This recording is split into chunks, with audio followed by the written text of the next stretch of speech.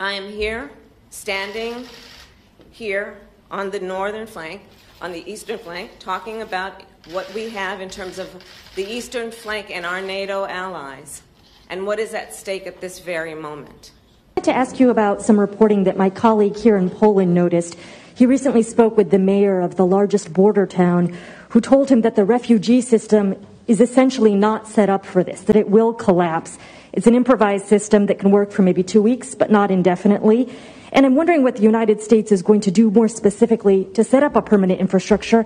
And relatedly, is the United States willing to make a specific allocation for Ukrainian refugees?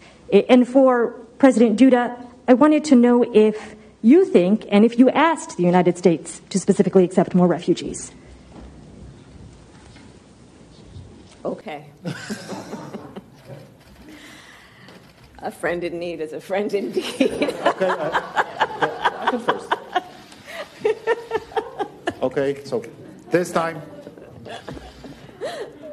Szanowna pani redaktor, Madam, the situation is very complex. It is 8:30 in Athens on a Friday morning. I would make it 8:30 in Kiev and 9:30 in Moscow. And I'm coming to you from the center of Athens. I've got the museum here, this newly built National Museum here. I got the Hilton Hotel kind of in the background over there. You can see it. And I'm at this park. It's a small little park, really, really small. And this used to be really just an eyesore, this area, and they redid it. It's one of the few things that the mayor of Athens has decided to improve on. But there's really not much improvement that happens in this city, or at least the improvement that does happen takes a lot of time before it passes through all the paperwork and regulations, and you get all the kickbacks and, you know, all of these things, all the red tape. But all right, so let's do another update on Ukraine. There's a lot of small things to talk about. You just saw the video with Kamala Harris, who went to Poland in order to solve the refugee crisis, because she did such a bang-up job on the southern border. And also she did such a bang-up job when she was in Munich. Remember the last time she was in Europe, she was at the Munich Security Council meeting. And that was about a week before the crisis in Ukraine broke out, and you had the operation in Ukraine, what the Russians call the special operation in Ukraine, what the Collective West calls the invasion. And I'll get to that. I'll get to those labelings as well in a bit. But she was in Munich about a week before everything broke out. And that was when Zelensky was running around Munich saying that he's going to get a nuke. He's going to develop a nuclear bomb. And Kamala Harris was encouraging him to do it. She didn't say, you know, Zelensky, shut the hell up, stop talking nonsense. Her and van der Leyen and all of these idiots were actually encouraging Zelensky to run around Munich and say that Ukraine is going to get the bomb and they're going to join NATO and they're just going to have nuclear weapons. So that's what happened the last time Kamala Harris was in Europe. And sure enough, they decided to send her to Poland. Why would you send Kamala Harris to Poland, knowing that she's going to just be an embarrassment on the world stage? I don't know. I mean, I guess the forces at work understand that, you know, you're going to send Kamala Harris because she's not going to be able to solve anything. And I guess that's the point. Send her there, keep her busy, maybe troll the Poles a little bit, because remember the Polish government kind of trolled the United States with the MiGs. The U.S. wanted the Polish government to open up their airbase, to provide MiG-29s, and to open up their airbase to Ukrainian pilots and to start launching attacks from Poland into Ukraine against Russia. And the Polish government said, you know what, here are your MiGs, we're going to send them to Germany, to the U.S. airbase in Germany, and then the United States can do what they want with them afterwards. So I guess maybe this is the U.S.'s way of trolling the Polish government, I guess, by sending Kamala Harris.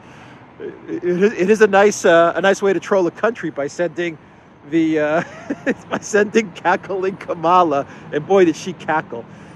Look, they don't want to end the war, obviously. They don't want to find a solution to refugees, obviously. Kamala Harris is not there to figure out anything. She's there to exacerbate things, to kind of tell Poland, we really don't care about the refugees, to be quite honest. And actually, we would like more refugees flooding Europe and more chaos, because that's what we need in order to prolong this conflict and in order to get more sanctions, whatever they can muster now, because Borrell said the sanctions are pretty much maxed out. But, to create more division and just more chaos is what they want. They want to get that insurgency in the west of Ukraine going, and they want to destabilize the entire region. That's why you said Kamala to a country, to destabilize it, not to stabilize it. Anyway, that's Kamala Harris. We had Lavrov in Turkey, speaking with the foreign minister of Ukraine and attending a conference there. And Lavrov made an interesting statement. There was no ceasefire agreed to, but once again, you see Ukraine at the negotiating table, something that took 8 years and this special operation to achieve. They finally have Ukraine at the negotiating table, and Lavrov made an interesting statement where he said that Russia will never be dependent on the West ever again. Very strong statement from Lavrov. He basically said it's over. There's now a clear division, a bipolar world, and Russia will never, ever be dependent on the West ever again for anything. And so, there you have it. Very strong statement from Lavrov. And what else do we have? Okay, we have in the United Nations, we're going to have a Security Council meeting to talk about the bioweapons. Talk about real bioweapons that were found, that were admitted to by Victoria Nuland. And you're pretty much seeing the U.S. government is starting to admit these bioweapons existed, but they're deflecting and saying these were for defensive purposes, and these were research laboratories. And, we took over these laboratories when the Soviet Union broke apart, and we wanted to safeguard these weapons. And let me sit down here on one of these stone slabs. And, we want to safeguard these weapons, and that's why we were, looking after these biolabs, these research facilities, as Victoria Nuland calls them. It's a bunch of BS. Why do you have research facilities in Ukraine? These types of biolabs and research facilities in Ukraine? Well, obviously you're looking to create some sort of weapons, in my opinion. You're looking to create some sort of weapons to do damage to the neighbor just north of Ukraine, right? North and east of Ukraine. I think that's the most logical explanation there. But you're going to have the UN Security Council meeting, and unlike Colin Powell's anthrax display way back in 2003 before the invasion of Iraq, this time we're going to talk about real biolabs and real weapons. And I'm really curious to see the information that Russia's going to provide, and to see the reaction from everyone at the Security Council. Of course, the US and the UK, they're going to deny everything, but it's going to be interesting. That takes place at 11 o'clock, I believe, New York time. So we're all going to be watching. Boy, is that going to be an interesting development. 2003, they invaded Iraq under the pretext that Iraq had WMDs. They had none. This time you have Russia in Ukraine, and they find WMDs. Crazy stuff. What else do we have going on? Oh yeah, Facebook. Facebook has said that they will now allow various countries to call for the death of Russian military. Those countries are pretty much the Baltics, Poland, Azerbaijan, Armenia, Hungary, Romania. So you have I think that's most of the countries. You have a select group of countries, mostly in the Caucasus and Europe, Eastern Europe, where Facebook is going to allow posts calling for the death of the Russian military. Facebook's also going to allow posts which call for the death of Vladimir Putin and Lukashenko, the president of Belarus. So, we've been saying this for a while. What you are seeing is the collective West, not the people of Europe, not the people of the US, but this Davos elite. And I use the word the elite because I can't really think of another word to describe these psychos.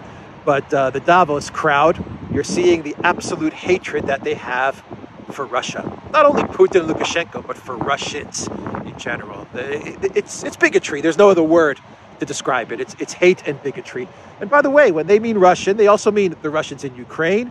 They mean the Russians in Belarus. They mean, in a more general term, people of Slavic origin.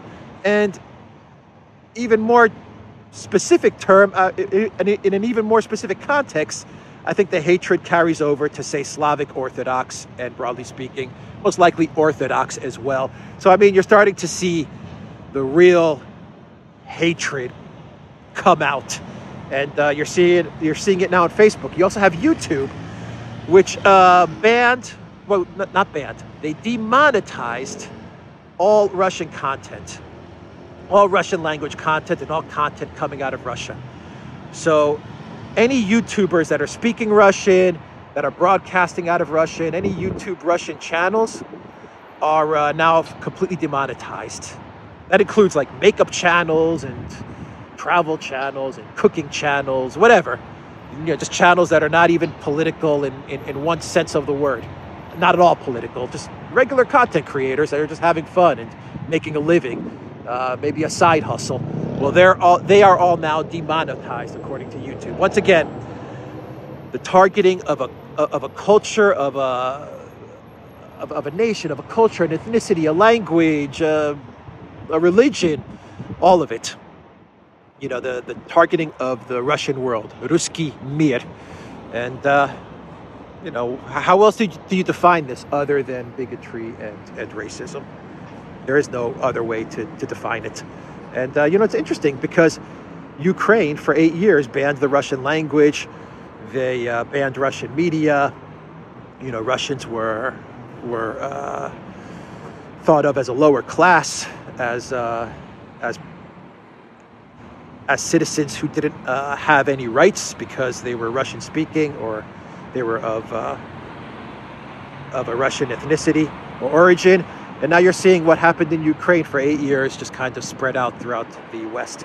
So that's what's going on there. From the Russian side of things, Russia is banning media posts and comments which called the special operation an invasion and a war. And they're going to ban people. They're going to put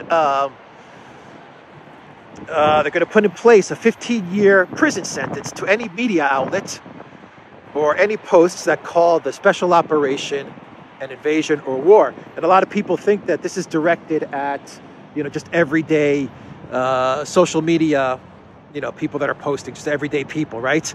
And that's not what this is actually targeting. What this is targeting is the liberal mainstream media companies and the liberal mainstream media press, the CNNs, the BBCs, even influencers on like TikTok and Instagram and all these people. And why is Russia doing this? Because instead of outright banning them or kicking out CNN or kicking out the BBC or kicking out these influencers, these journalists,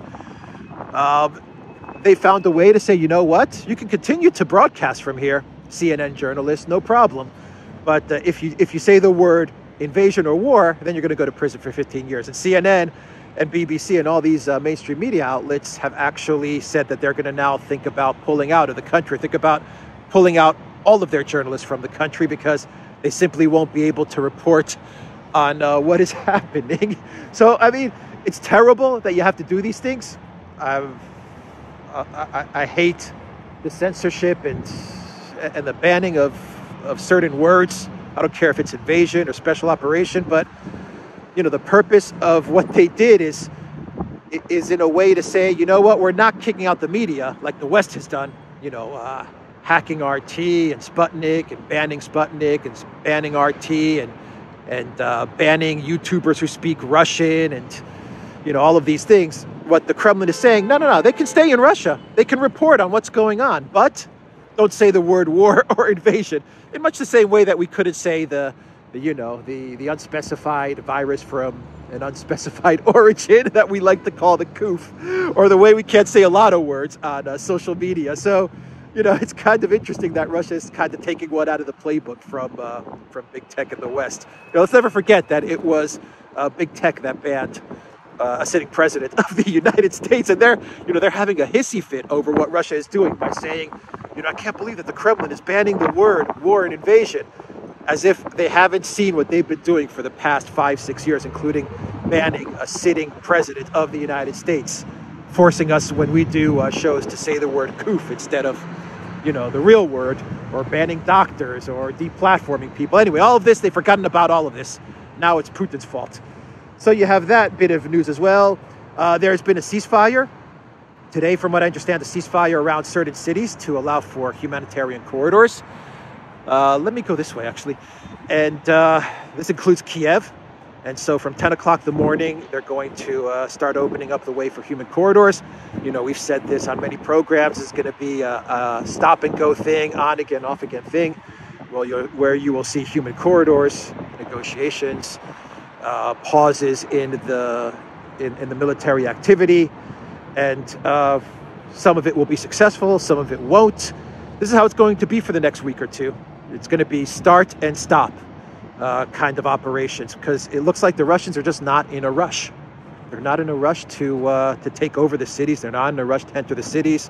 All the cities are surrounded. The major fighting force in the east is surrounded, and you know they're going to heat up that cauldron and tighten the noose in that east area. Mainstream media in the west is actually starting to report on the defeat that is coming from the east, which is going to be a punishing blow, a decisive blow. Oh, a lot of wind. 1 sec. It actually snowed a little last night. You can see a little bit of snow. Interesting. So you're actually seeing the mainstream media in the West actually start to soften up the public to the announcement that will be coming next week. And that announcement will be that 60,000 to 100,000 troops in the East are surrounded, and they're going to either have to surrender or face annihilation. And so, you know, it's interesting because you have these humanitarian corridors which are opening around Kiev. And I was watching Tucker Carlson, and he had the correspondent from Kiev speaking, and the correspondent was saying, you know, Russia can't take the city of Kiev. They just can't take it over. And everyone is saying, oh, it's a defeat for Russia. They've stopped, they've stalled because they can't take over Kiev, not realizing that they're opening up humanitarian corridors. They're putting a pause in the fighting, and they don't want to take over Kiev. They don't want to go in there, guns a-blazing, and demolish the city and take it over. That's not what they're looking to do. They want the government intact so that the government can negotiate. They want to create these humanitarian corridors to get civilians out, but to also denazify and to get some of the Azov guys and the Ukraine military who are dug in there to lay down their weapons and go home. And so they're just not in a rush. They've got the cities encircled, and their focus is on the east, on this cauldron in the east. And that's what they're going to focus on, is heating up this cauldron and putting an end to the forces in the east. So anyway, you know, it's just interesting to see the Western mainstream media think that these pauses and these corridors and the fact that the Russians are just kind of hanging out there outside of the cities, outside of these encircled cities, just kind of, you know, just waiting. They think of it as some sort of defeat, because the Russians aren't going in there full force and just leveling these cities and destroying everything, going into urban warfare, you know. That's the last thing they want to do. So they're taking their time. And you know, when you see a military force kind of taking their time and you know, being deliberate about their action, I think it says a lot as to what's going on. You know, they want a diplomatic solution. I think there's no doubt about it. They want a diplomatic solution. I think that's obvious. So anyway, those are just my thoughts. So that's the video, everybody. That's the update as to what's going on. The big news will be the UN. Boy, can't wait to see what's going to happen at the UN. Anyway, that's the video, guys. TheDuran.locals.com. Take care.